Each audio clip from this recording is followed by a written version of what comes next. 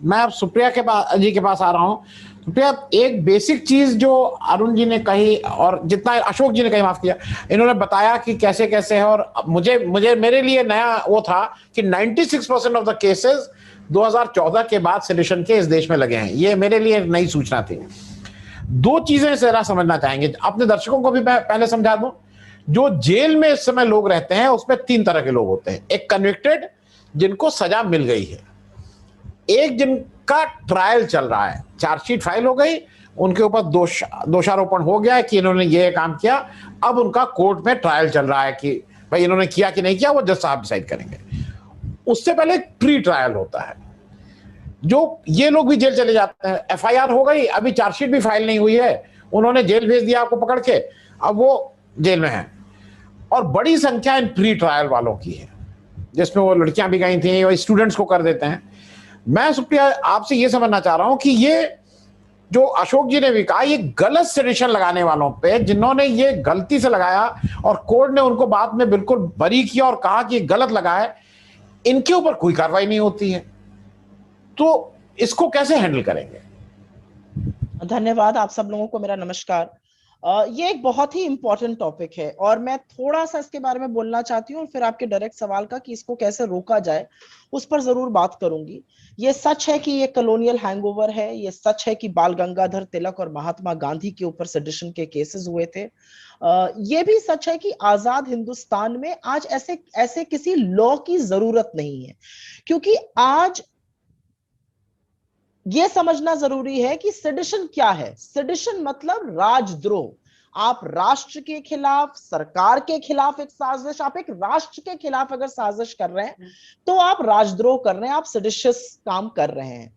मेरा पूछना यह है कि अगर सरकार की बनाई हुई नीतियों पर, उनके नियम पर, उनके कानून पर अगर आप सवाल कर रहे हैं तो क्या आप राष्ट्र हित में काम कर रहे हैं या राष्ट्रद्रोह में काम कर रहे हैं? मुझे लगता है कि ये basic premise specially younger generation को, स्पेशली जो लोग अब आ रहे हैं मेन स्ट्रीम पॉलिटिक्स में या अदरवाइज, उनको समझनी है जरूरी है। और इसलिए जरूरी है क्योंकि मुझे लगता है कि कहीं ना कहीं ये बहुत मिक्सअप हो रहा है कि व्हाट इज सेडिशन।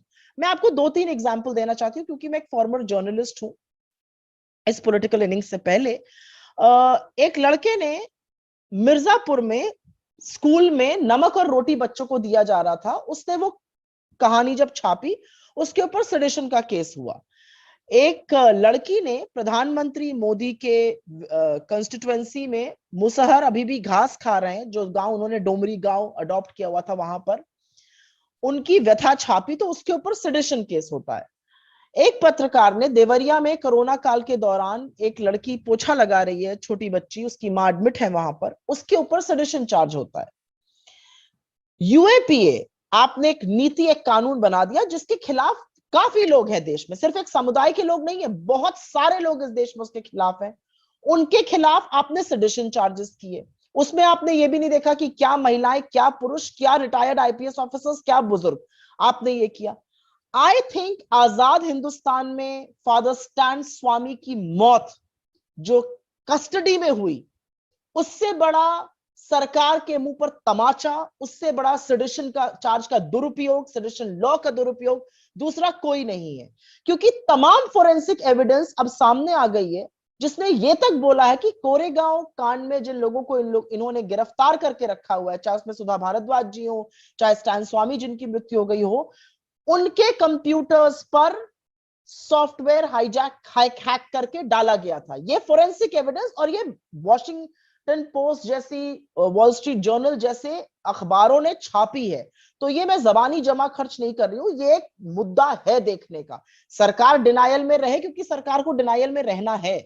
मैं ये जानना चाहती हूं कि एक 85 साल का बुजुर्ग जो कि पार्किंसंस की बीमारी से जूझ रहे थे, जिनको तमाम दिक्कतें थी, उन्होंने अपना सारा जीवन ट्राइबल्स के वेलफेयर में लगा दिया, वो कैसे राजद्रोह कर रहे थे? वो कैसे देश के लिए खतरा थे? उनको एक स्ट्रॉ नहीं दी जा सकती थी और उनकी मौत हो जाती है। मुझे लगता है आजाद हिंदुस्तान में इससे गहरा धब्बा हमारे सभ्य समाज में दूसरा कोई नहीं हो सकता।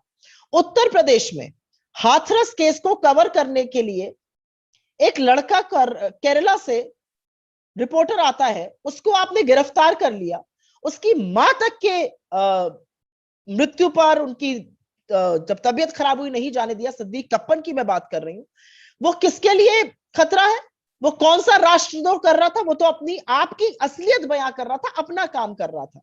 तो मैं ये जानना चाहती हूँ कि जो लोग सच दिखा, चाहे वो सदफ जाफर हो, चाहे वो दारापुरी जी हो, और तमाम ऐसे लोग हो, चाहे वो कन्हैया कुमार हो या उनके साथ के लोग हों जिनके खिलाफ ये हुआ है, चाहे वो तमाम लड़कियां हों जिन्होंने निर्भीक बनकर यूएपीए के टाइम पर सरकार से मुस्तैदी से लड़ने का मन बनाया, दिशा रवि हो, 21 साल की लड़की के ऊपर सेडिशन चार्ज आप लगाते हैं, आप उसको कर्नाटक में गिरफ्तार करके दिल्ली लाते हैं।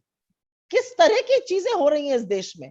पिंजरा तोड़ के जो नरवाल थी, उनको आपने अपने पिता के मृत्यु पे जाने दिया, उनकी तबीयत खराब थी, आपने उनको निकलने नहीं दिया। आज कितना खतरा है कोरोना का, दुनिया आप पेगासस पे बात नहीं करेंगे क्योंकि कोरोना पे बात होनी चाहिए, और ये सब लोगों को आपने जेल में डाला हुआ है। और इसमें मुझे ऐसा लगता है, मैं थोड़ा, I think I am breaching a line, but I will talk about the judiciary, क्योंकि जुडिशरी की इसमें अहम भूमिका है। सालों साल बीत जाते हैं लोगों के आइदर अंडर ट्रायल रहते हुए या प्री ट्रायल में, आप चार्जशीट लगा नहीं पाते। और ये बिल्कुल सही बात है कि 70% केसेस में आपके पास चार्जेस ही नहीं होते हैं, आपको कोर्ट तमाम बार लताड़ता है, दिल्ली पुलिस को दिल्ली हाई कोर्ट कितनी बार लताड़ता है कि अगर आपने चार्जेस नहीं लगाइए तो खत्म करिए केस। मैं दिशा रवि का एक छोटा सा एग्जांपल दूंगी कि ये क्यों किया जाता है। ये इसलिए किया जाता है कि ये सिर्फ सेडिशन चार्ज लगाने भर की बात नहीं है, ये एक मैसेज दिया जाता है। ये एक मैसेज दिया जाता है यंग लड़कियों को, यंग लड़कों को, इस देश के युवा को जो आवाज उठाना चाहते हैं, जो सवाल पूछना चाहते हैं। और उससे ज्यादा मैसेज ये दिया जाता है उनके अभिभावकों को, उनके माता और पिता को, कि अगर आपके बच्चों ने सवाल पूछने की जरूरत करी तो हिंदुस्तान की द माइटी इंडियन स्टेट उसको गिरफ्तार करके जेल में राजद्रोह के चार्ज पर डाल देगी। तो मुझे ऐसा लगता है कि एक सभ्य समाज में, एक पढ़े लिखे लोग, मुझे लगता है कि हमारा जरूरी है ये पूछना कि क्यों ऐसा होता है। और कोर्ट्स के ऊपर इसलिए सवाल है क्योंकि बेल, और अशोक साहब हैं यहाँ पे, प्रैक्टिसिंग लॉयर हैं, bail is a rule, jail is an exception, but increasingly after 2014 jail has become a rule and bail has become an exception. तो ये तो बात करनी पड़ेगी। ये नए नए नाम लेके आते हैं, टुकड़े टुकड़े गैंग। क्या है ये टुकड़े टुकड़े गैंग? मैं जानना चाहती हूं। जब लोकसभा और राज्यसभा में सवाल लिखा जाता है सरकार को कि टुकड़े टुकड़े गैंग, तो होम मिनिस्ट्री की तरफ से रिप्लाई आता है लोकसभा में और राज्यसभा में कि नहीं, ऐसे किसी गैंग का हमें कोई पता नहीं है। तो आपके मंत्री ऐसे शब्दों का प्रयोग क्यों करते हैं? क्या है टुकड़े टुकड़े गैंग? इस देश के टुकड़े तो आप कर रहे हैं और आप तमाम हो। और दिक्कत की बात यह है कि सेडिशन युवाओं के खिलाफ, सेडिशन स्टूडेंट्स के खिलाफ, जो लोग थोड़े जागरूक हैं, एक्टिविस्ट हैं, उनके खिलाफ लगाया जाता है। इस पूरे देश से आपको खतरा है, एक्चुअली इस पूरे देश को आपसे खतरा है। दिक्कत की बात यह है क्योंकि ना अभिव्यक्ति की आजादी है आपने, और एक जो बातें कही जाती है गुपकार गैंग, क्या है गुपकार गैंग? क्या होता है टुकड़े टुकड़े गैंग? वो गुपकार गैंग जब अमित शाह को चुनाव लड़ना था तो गुपकार गैंग बन जाता है, और वही गुपकार अलायंस बन जाती है जब प्रधानमंत्री मोदी जी को इंटरनेशनल कम्युनिटी टाइट करती है। तो मुझे ऐसा लगता है कि कहीं पर यह जरूर देखना पड़ेगा कि ये जो लॉ है, the section 124A of the Indian constitution, it has to go lock stock and barrel. और मुझे ऐसा लगता है कि इसके जाने का वक्त आ चुका है, क्योंकि इसका जितना दुरुपयोग, जितना मिसयूज अभिव्यक्ति की आजादी, बोलने की आजादी, सरकार को क्रिटिसाइज करने की आजादी के लिए किया जा रहा है, कोई के दमन के लिए किया जा रहा है, वो अपने आप में बहुत गहन सवाल उठाता है। और सवाल मैं सिर्फ क्योंकि because I am from the opposition नहीं उठा रहा है, मैं एक युवा हूं, मेरे बहुत सारे युवा साथी हैं, मेरे डॉक्टर फ्रेंड्स हैं, और वो जब कोरोना काल में जो कुप्रबंधन हो रहा था वो बोलना चाहते थे, जब बोलना चाहने लगा तो सरकार धमकी देने लगती है। सबको डर होता है भाई कि अगर सरकार ने कभी ऐसा कोई केस कर दिया तो बेहतर है कि मत बोलो। तो ये जो डर, आतंक और भय का माहौल आप इस कानून के मिसयूज से बनाते हैं, इसको बिल्कुल हटाना चाहिए। और ये हमें सबको समझना पड़ेगा, ये सिर्फ उस व्यक्ति के खिलाफ नहीं है, ये एक मैसेज दिया जाता है उस कम्युनिटी को, उस वर्ग को, युवाओं को, उनके अभिभावकों को। लेकिन सच ये भी है, और मुझे लगता है, मुझे सिर्फ, मैं अपनी बात यहीं पे कह के खत्म करूंगी, Where do I get my hope from? कहां से आशा आती है? आशा आती है कि आजादी को आप जितना दबाइएगा, आजादी एक ऐसी चीज है, स्वतंत्रता का आप जितना दमन करिएगा उतने बड़े तरीके से वो और फोड़कर सब निकलती है। तो आप दबाइए, आप जितना हिंदुस्तान के लोगों को, आप अभिव्यक्ति की आजादी को, निर्भीक पत्रकारों को दबाइए, लेकिन सच ये है कि कहीं ना कहीं से सच जरूर निकलेगा। और क्योंकि आपका जो सारा फोकस दमन पर होता है, वो सच आपके सामने आपको भद्दा साबित करता है, आपको एम्बैरेस करता है और बार बार निकलता है। आज अशोक साहब यहाँ पे बात कर रहे थे डेमोक्रेसी की, चाहे वो वीडेम हो, चाहे वो डेमोक्रेटिक इंडेक्स हो, हमें इलेक्टोरल ऑटोक्रेसी कहा जा रहा है। हम डेमोक्रेसी नहीं है, अब हम इलेक्टोरल ऑटोक्रेसी कहे जा रहे हैं कि हमारे यहाँ इलेक्टोरल ऑटोक्रेसी है। डेमोक्रेसी शब्द भी हमारे ताप से निकाला जा रहा है। और डेमोक्रेसी क्या होती है? डेमोक्रेसी होती है डिबेट, डिसेंट, डिसएग्रीमेंट। जब पार्लियामेंट में ही डेमोक्रेसी नहीं है, जो कि देश का प्रतिबिंब है, वहां से हम सब अपना प्रतिनिधि चुनकर भेजते, जब पार्लियामेंट में डेमोक्रेसी नहीं है, जब पार्लियामेंट में हाथापाई करने की नौबत है, जब पार्लियामेंट की समितियों में ब्यूरोक्रेट्स को नहीं जाने दिया जाएगा जवाबदेही के लिए, जो जवाबदेही के लिए समितियां हैं उनको भाजपा के सांसद नहीं चलने देंगे, डरा धमका के सांसदों को वहां से निकाला जाएगा, तो कहां से आएगी डेमोक्रेसी? कहां से नहीं होगा इस सेडिशन चार्ज का अंत? तो मुझे ऐसा लगता है कि हम सबको यह सोचना पड़ेगा कि ये जो दमन किया जाता है मिसयूज से, इसका क्या हश्र है। और आशा बस इससे आती है कि एक इतने युवा देश में, एक इतने युवा राष्ट्र में, और मैं इसको बार बार, लोग हंसते भी है, मैं इसको गांधी का देश कहती हूँ। ये महात्मा गांधी का देश है, जिन्होंने शांत रहकर, जिन्होंने नॉन वायलेंट तरीके से, अहिंसा से अंग्रेजों के छक्के छुड़ा दिए थे। आप तो बहुत छोटे हैं, इस देश का युवा आपको सबक सिखाएगा। मेरा मेरा बहुत विश्वास है इस देश की युवा शक्ति में, इस देश की। We are the argumentative Indians, is what they keep forgetting. Supriya, ये जो हुई है, देख लो कौन हुई है। Supriya, as a political party representative, Faseela एक लक्षद्वीप के छोटे से प्रदेश से आते हैं, मतलब अब वहां पे एक भाई साहब जाते हैं जो गुजरात के हैं, जो 2-3 जगह के और सीईओ हैं, वो बिल्कुल वहां सारे घर के सारे बल बदल दे रहे हैं। नो, आपको नहीं लगता है कि एज अ पॉलिटिकल पार्टी आप लोगों की भी कोई जिम्मेदारी है कि भाई, फसीला कह रही है ना कि she was lucky to get that bail, वो लड़की को बेल नहीं मिलती अगर ये इन लोग नहीं होते, तो कहां, where we are failing? Sure, I will answer, मैं वो क्वेश्चन आंसर करूंगी आपका, हमारी पॉलिटिकल जिम्मेदारी का। लेकिन एक चीज और बोलना चाहती हूँ, और अरोड़ा साहब ने बोला उसको, क्योंकि पॉलिटिकल लाइफ में हूं और सार्वजनिक जीवन में हूं, मेरा हमेशा से मानना है कि जो सार्वजनिक जीवन में होता है, चाहे वो पॉलिटिशियन हो या लॉयर्स हो या जजेस हो, या फॉर दैट मैटर ब्यूरोक्रेसी जो एग्जीक्यूटिव होती है, गरिमा और नैतिकता से सरकारें चलती हैं। सरकारें दंभ से, अहंकार से, धमकी देकर, डराकर, धमकाकर नहीं चलाई जा सकती है। उस तरह से गुंडागर्दी होती है, उसको थेथरई भी कहते हैं, हमारे पूर्वांचल की तरफ कहा जाता है थेथरई। तो वो थेथरई होती है, वो गुंडागर्दी हो सकती है, आप डरा धमका सकते हैं, लेकिन सरकारें जो हैं वो कहीं पर नैतिकता, मर्यादा के और कानून व्यवस्था के आधार पर चलती हैं। सेडिशन लॉ अपने आप में एक लिखित है लॉ, जिससे प्रॉब्लम है, वो लॉक स्टॉक बैरल जाना चाहिए। लेकिन प्रॉब्लम क्यों बन गया है?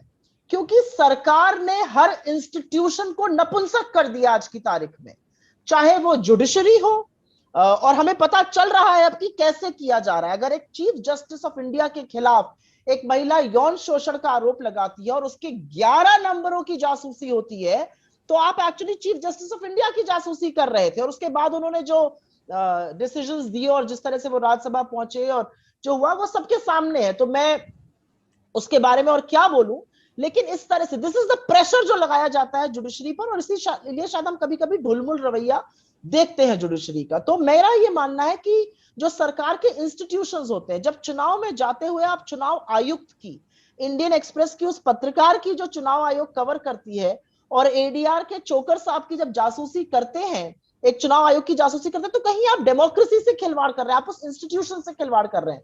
आप सीबीआई के आउटगोइंग डायरेक्टर की, उनके राइवल की, एक एडिशनल डायरेक्टर की जब आप जासूसी करते हैं, आप इंस्टीट्यूशन से खिलवाड़ कर रहे हैं। और उस खिलवाड़ के चलते इंस्टीट्यूशंस को जो लगातार ध्वस्त किया जा रहा है, जो संस्थाओं के साथ खिलवाड़ किया जा रहा है, उससे ये सेडिशन लॉ और भी खतरनाक बन जाता है। क्योंकि फिर आपके वो कठपुतली के पॉन्स हैं, इधर उधर तार होगा, तो जहां आप चलाइएगा वहां इंस्टीट्यूशंस चलेंगे। आज राकेश अस्थाना जी, जिनका दिल्ली से कोई लेना देना नहीं था, वो दिल्ली के पुलिस कमिश्नर बना दिए जाते हैं। ये जबरन बनाए गए हैं, ये थेथरई है, ये बेशर्मी है सरकार की। ये जो एक मस्कुलर ब्रूट मेजॉरिटी का दम्भ है, ये वो है कि हम जो कर ले, हम ब्रेजन है, हमें कोई सवाल नहीं कर सकता है। सवाल आपसे किए जाएंगे। डेमोक्रेसी में, लोकतंत्र में आप बिना आप सवालों के घेरे में आएंगे। आप ये कहकर नहीं भाग सकते हैं कि पेगासस तो कोई इशू ही नहीं है। कैसे इशू नहीं है भाई? ये एक मिलिट्री ग्रेड का सॉफ्टवेयर। और देशद्रोह की जो की बात हो रही है, तो मैं एक टेक्निकल पॉइंट यहां रखना चाहती हूं। एक मिलिट्री ग्रेड का सॉफ्टवेयर चुने हुए सांसदों, चुने हुए मंत्रियों, मुख्यमंत्री से रिलेटेड सचिव, उप मुख्यमंत्री के फोन में अगर पाया जाता है तो ये देशद्रोह है, क्योंकि आप ऑफिशियल सीक्रेट्स एक्ट का ब्रीच कर रहे हैं, आप आईटी लॉ का ब्रीच कर रहे हैं, आप राइट टू प्राइवेसी का ब्रीच कर रहे हैं, आप महिलाओं को स्टॉक कर रहे हैं। ये एक बहुत बड़ा मुद्दा है। अगर ये देशद्रोह नहीं है तो क्या है? और हाँ, निक्सन की बात याद आएगी कि 1972 में वाटरगेट हुआ था बिकॉज उन्होंने चुनाव में जाते वक्त जासूसी करी थी। पर सोचिए, वो जासूसी उन्होंने फिर भी अपने डोमेस्टिक ऑपरेटर्स से करी थी। यहां पर तो आप फॉरेन ऑपरेटर्स लाके जासूसी कर रहे हैं। तो जो मुख्यमंत्री कह रहा है वो पता है इजराइल में बैठे हुए फॉरेन फर्म को, इजरायली गवर्नमेंट को। इससे बड़ा ऑफिशियल सीक्रेट्स एक्ट ब्रीच और क्या होगा, ये मैं जानना चाहती हूं। तो आप तो मिलिट्री ग्रेड की जासूसी करा रहे हैं लोगों की, और उसके बाद ये सिर्फ, और ये आपके खिलाफ नहीं, एक तो ये नया है पार्लियामेंट सेशन को डीरेल करने के लिए। अब कितना, मतलब कौन से दम में है आप? 45 देशों में हुआ है, 17 न्यूज इन्वेस्टिगेटिव एजेंसीज ने किया। आज तो फ्रांस की जो ऑफिशियल साइबर सेल है उसने बोला है कि हाँ ये पाया गया है लोगों के फोन पर। इजराइल का जो डिफेंस मिनिस्टर है उसको फ्रांस के राष्ट्रपति से जाके मिलना पड़ा है, क्योंकि इतनी बड़ी बात बन गई है। आप अभी भी डिनायल में चल रहे हैं। तो ये देशद्रोह नहीं तो और क्या है? किसान 8 महीने से सड़क पे बैठा है, 600 किसानों की मौत हो गई है। आपने किसानों पर भी एनआईए और राष्ट्रद्रोह के चार्जेस लगा दिए। 5 किसानों को हरियाणा में बेल मिली है 2 दिन पहले, और इसलिए मिली क्योंकि उनके खिलाफ आपके पास कोई सबूत ही नहीं थे। आप जिसका मन आता है उसके खिलाफ चार्जेस लगाते हैं। तो कहीं पर मुझे लगता है कि सब कुछ, मतलब मुझे याद है हिंदुस्तान की राजनीति को इतनी गंदी राजनीति नहीं थी। रामकृष्ण हेगड़े ने फोन टैपिंग के मामले पे उन्होंने रिजाइन किया था, एक फोन की टैपिंग के मामले पे। यहां तो इतना बड़ा जासूसी का रैकेट चल रहा है। और राष्ट्रभक्ति, मुझे एक ये बात से आपत्ति है, और मैं ये जरूर बोलना चाहती हूँ क्योंकि इसका टीवी डिबेट्स में और आजकल आम चलन की जिंदगी में बहुत ईजी हो गया है कि मैं अपने हाई पल्पिट पे बैठकर आपको सर्टिफिकेट बांटूंगा। आप देशद्रोही हैं, आप देशभक्त हैं। जो देशभक्त है वो चरण वंदन करते हैं, जो सवाल पूछते हैं वो देशद्रोही है। आपको किसने ये सर्टिफिकेट बांटने की अनुमति दी है? आपके पास 100% वोट भी नहीं है इस देश के, आपके पास 35% वोट है इस देश के। 65% लोगों ने आपके अगेंस्ट वोट किया है। तो आप इस दंभ में मत रहिए। आप बैठकर लोगों को देशद्रोही, राजद्रोही, जासूस, दुश्मन सब करार डालते हैं। क्यों भाई? ये देश के लोग हैं। आपको किसने सर्टिफिकेट बांटने की अनुमति दी है? छवि तो देश की तब खराब होती है जब आप युवाओं को जेल में डालते हैं।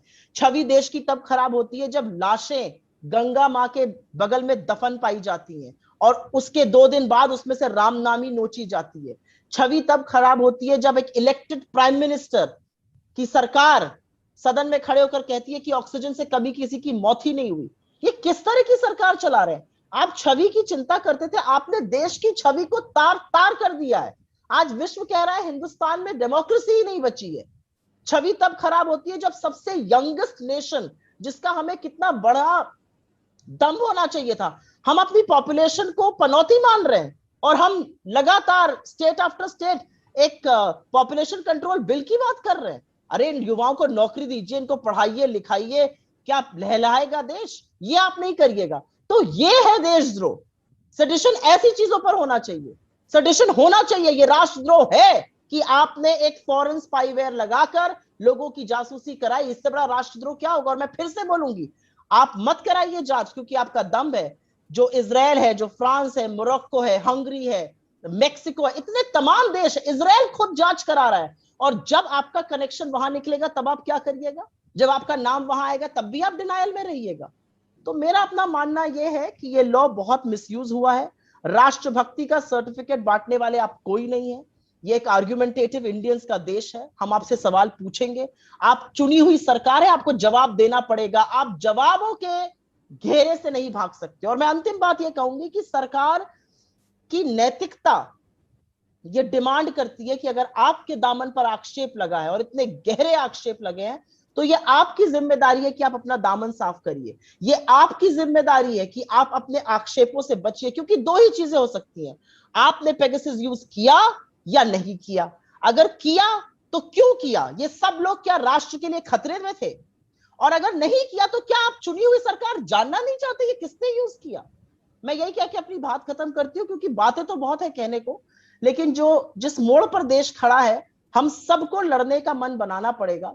क्योंकि जो भी तानाशाह होता है ना, वो होता बहुत डरपोक है। ये डरे हुए हैं और इसीलिए ये सब चीजें कर रहे हैं। अगर डरे हुए ना होते तो दीदी और दीदी ना करते। अगर डरे हुए ना होते तो ये कुत्सित काम ना करते, देश को चलाते, रोजगार बनाते, महिलाओं को सुरक्षित करते, अर्थव्यवस्था को ढर्रे पर लाते, किसानों का एक सल्यूशन खोजते, और इस तरह का अहंकार में चूर ना रहते। जो डरता है वही ऐसी हरकतें करता है।